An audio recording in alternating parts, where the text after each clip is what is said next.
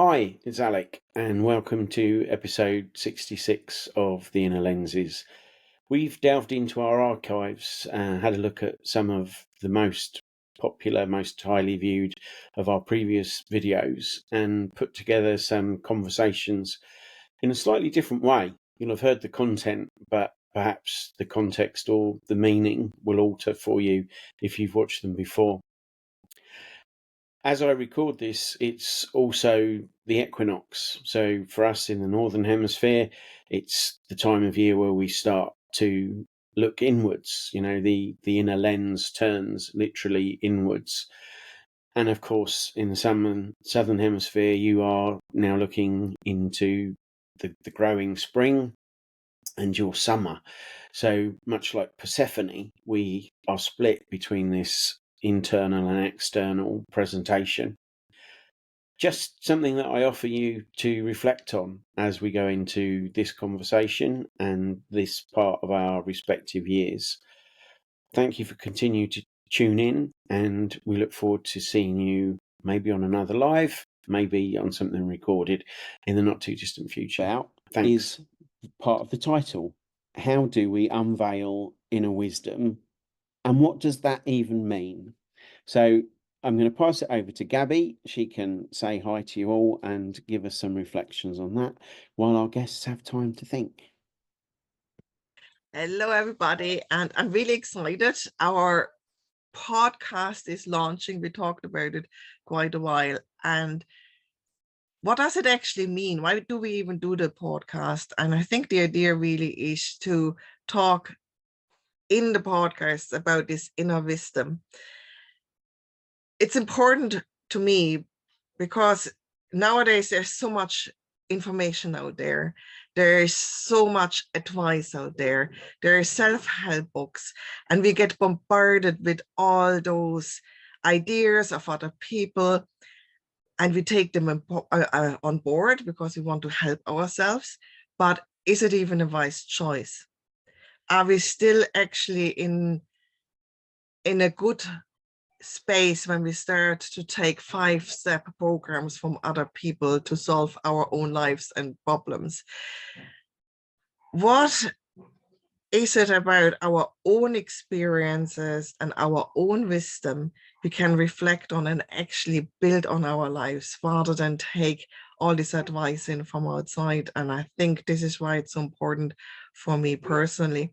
Erika, come and say hello and tell us why the 5 a.m. club works for you. Hello, good morning. It's actually 7 a.m. for me right now, but I've been up since 5:30 a.m. today, and today's Saturday. So I have choice to stay in bed if I wanted to today, but somehow here I am up. 5 a.m. works for me because it's quiet. It's quiet and there's nobody else around who possibly could need anything from me, right? So that is why I find it to be my time. There's space for me to move about the cabin. There's nobody else that I have to contend with or attend to except for me and the things that I want to get done or need to get done, or simply just want to sit and enjoy listening to the birds without feeling interrupted. So I'm very productive in the morning. Going back to what Gaby said about knowing what works for you and that inner wisdom. I think you only build that by building trust in yourself, right? You have to be able to trust yourself to know that you are intuitively, it's all about intuition for me, going to do what serves you best. And when we look outwards to all those, 5 steps and self-help books, it's just focusing externally on something that we already know. But something that you and Gaby have both mentioned there is having the ability to be on your own, having time to yourself, which suggests that in order to be able to listen to that inner voice, there is a requirement for some kind of stillness. Assia, come say hello. What time of the day works best for you? Do you even hear the inner voice of wisdom? That's 2 very separate questions, I would suggest. Hello. In my experience, I've tried both. I've tried waking up early for the sake of joining the club, and I've tried I haven't tried it. It was natural for me to work late nights. I suggest the essence of the joy of not being bothered is present both in 5 a.m. and 2 a.m. clubs. I did enjoy the most these late night coding sessions solely because nobody was bothering me from my work, and I kind of learned that late night means productivity. How, without a conscious thought, I decided, what if I challenge myself and learn and allow myself to be productive in an unusual time for that? You caught me in the middle of it and you texted, come join the podcast. I was like, phew. And I can't say I'm the most productive myself now, but I do enjoy this flexibility and allowing myself to explore and not confining myself into these frames that I'm an owl, so I'm supposed to wake up whenever. It's about learning to listen to your body, to your mind, to your state, and especially not confining yourself in any of the labels. I see you nodding, that's nice. There's a common theme of quiet, stillness, nobody's needing me other than me kind of thing. So I think just coming back to the topic here of like knowing your inner wisdom, it's blaringly obvious to me that we all know we need some time for ourselves to be able to focus in and be still on whatever it is that we want to be doing. It's interesting. Interesting as well is that we each are kind of in our best spaces. You're there at your happy time, Erika. We've literally pulled Assia from whatever, I don't even want to know, mind-boggling feat she was coding. And Gaby and I are quite happy in the middle of our day, having walked our dogs. Of the traps that we create for ourselves in life. These often show up for us in limiting beliefs. They show up for us in all kinds of roadblocks to growth and development.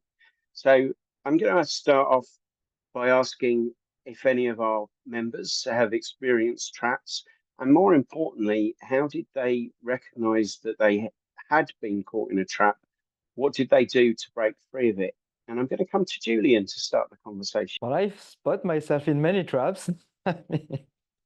And it's going to be hard to summarize them in one or two sentences, but I can talk about that for hours, I think. But a big thing I see in myself, and I try to be really aware of this one, and I saw many people falling in that trap, is confirmation bias. You know, like sometimes when you try avoiding responsibility, you will see perspective and try to bend reality to don't take the responsibility in your story.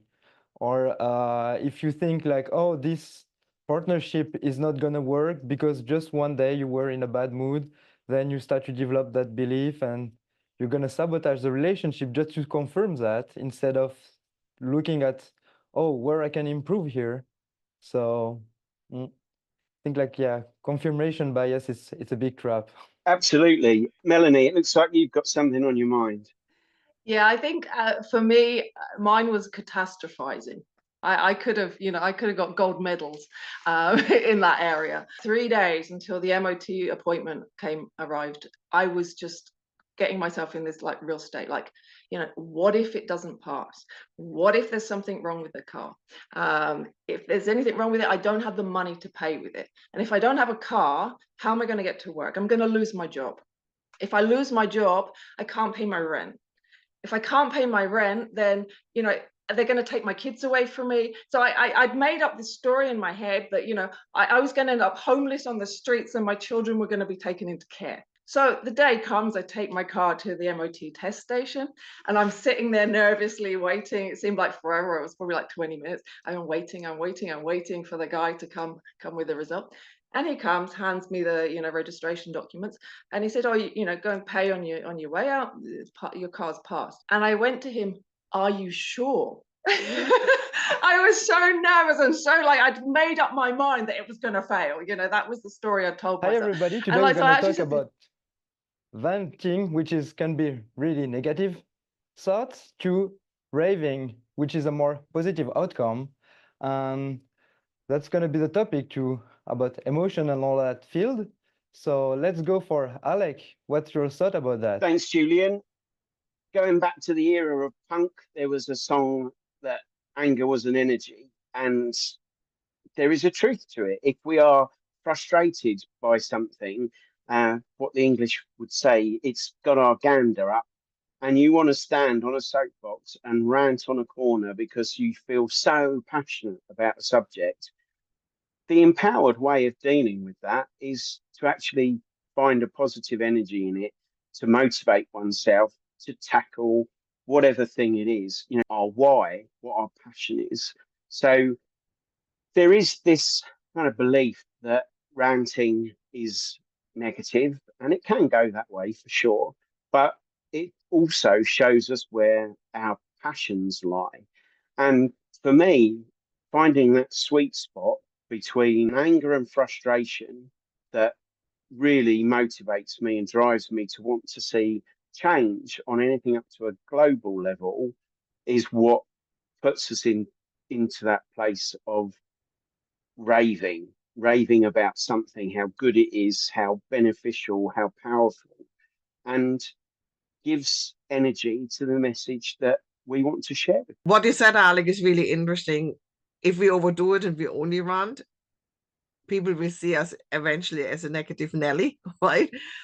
And how can we, and the question then is, how can we change then the ranting into action and energy? Yeah, picking up on that, Gaby, I think, first of all, anger is not a negative emotion. So like you say, it's good, and sometimes we need to rant, we need to get it off our chest, and often we'll feel that we're unburdened by doing that. But I think as a communication technique, then probably it's not going to get us the results often that perhaps we want. Anger is very, very similar to the emotion like enthusiasm. But enthusiasm is taking it to a more positive level rather than just looking at the negatives. So I think it's just trying to make those subtle switches sometimes. So instead of keeping shouting and being seen as aggressive about the anger you have, it's starting to rave about the need we have if we want to change it around and bring this enthusiasm in. I'm about to go on a rant about anger and how it is viewed in our society, right? And I'm just agreeing with everything everybody said so far about anger and the difference between ranting and raving. So anger, like there's multiple types of anger, right? Like anger isn't just one thing. It comes from different things. And you know that I'm not going to let a conversation go away without saying grief and anger are simultaneous. Like you cannot be in grief and not experience, like anger is one of the symptoms of grief, basically. So, but on anger itself, like we have passive anger, which is what Gaby was just saying, people who suppress and they don't express their anger, right? Then you have aggressive anger, which is, we don't want that because that's when people act on their anger, whether verbally or with their actions and violence and all of that, which we definitely don't want. And then you have what we're going to call assertive anger, which is what raving is, right? So you can have a rant, which what Melanie was saying, you're just spewing at the mouth, right? You're letting it out, which is great, but there's really, it's not going anywhere. It's complaining at an overall level, right? Like you're just bitching and moaning. I'm just going to say it like that. When we shift it and we turn it into an empowerment and use our anger in a positive way and call it assertive anger, it's more problem and solution focused, right? It's like, I'm really annoyed or frustrated about this specific thing. And instead of taking a victim mentality around it and bitching and moaning around it, I'm going to flip it and I'm going to rave about it and come up with ways that we can solve it so that I don't have to continue feeling angry about it. Today is a very special day. We have our friend and fellow ecologist, Gary Kennedy, with us from China. And he is here to talk to us today about spirituality. Gary is a well-being coach for staff and teachers at a school, a former chaplain, and an Anglican increased, whatever that means to anybody in Gary's words, which is a perfect segue for us today, because today's episode is all about spirituality, belief, faith, all of those things. So what is spirituality in a nutshell? Can you please help me to understand what spirituality is? Because I truly believe that I don't know what it is, even though I have certain people point out to me, are you kidding me? Everything that you say and do, welcome to our podcast. The show was yours. I'm so glad you gave me a nice, gentle question to begin with. Because it's difficult to define, because spirituality is different for everybody. So I would say that spirituality is that which gives us meaning in life beyond the physical. So it's something that feeds us, that makes life meaningful, and that that helps us to feel something beyond ourselves that's important.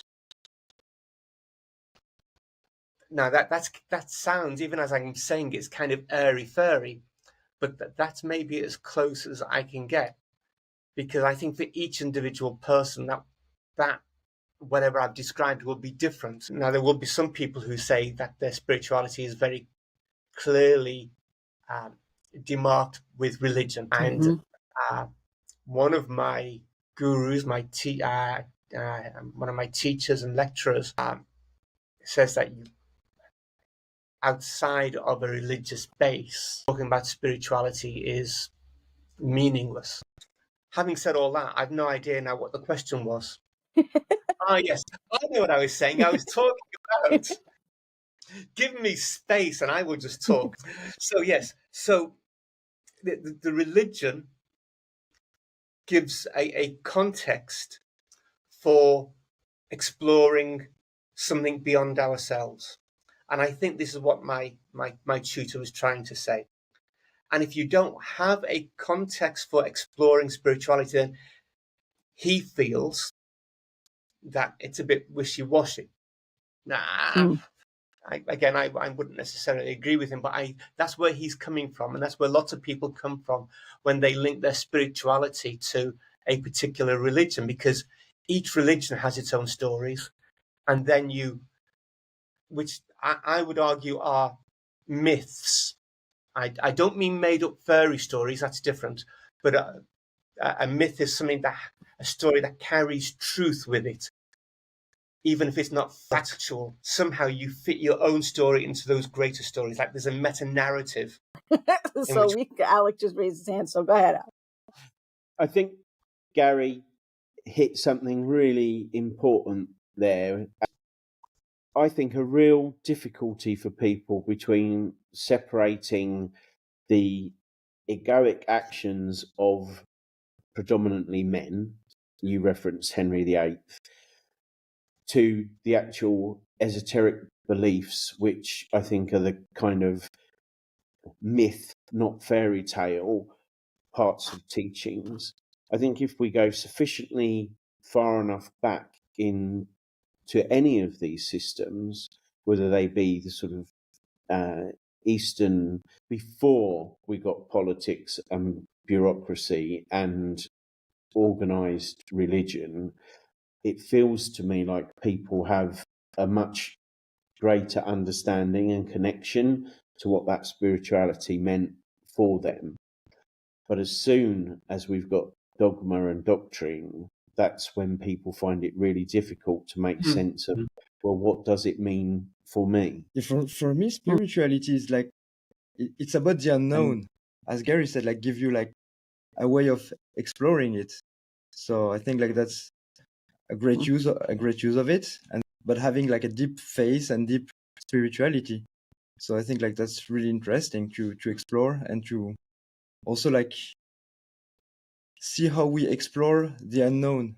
I just am making an appeal to our listeners and our viewers there to please somebody comment in response, because Brett is desperate for somebody to just interact with us. So please, people, give us a comment. Brett wants Well- to talk. Brett likes to talk. So somebody respond.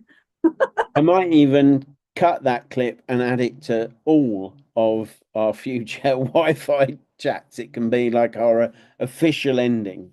I love the Truth Blast. I think all secrets lie within the Truth Blast, because until and unless you're ready to be honest about what is really going on, you cannot fix it or address it or make changes to it or shift it in any way, whether it's a personal thing or goal that you're trying to achieve or something relationally. It all starts with us, me at the center of everything. So getting real with what is the only way that I can see going forward. Funny enough, that only recently has become a challenge.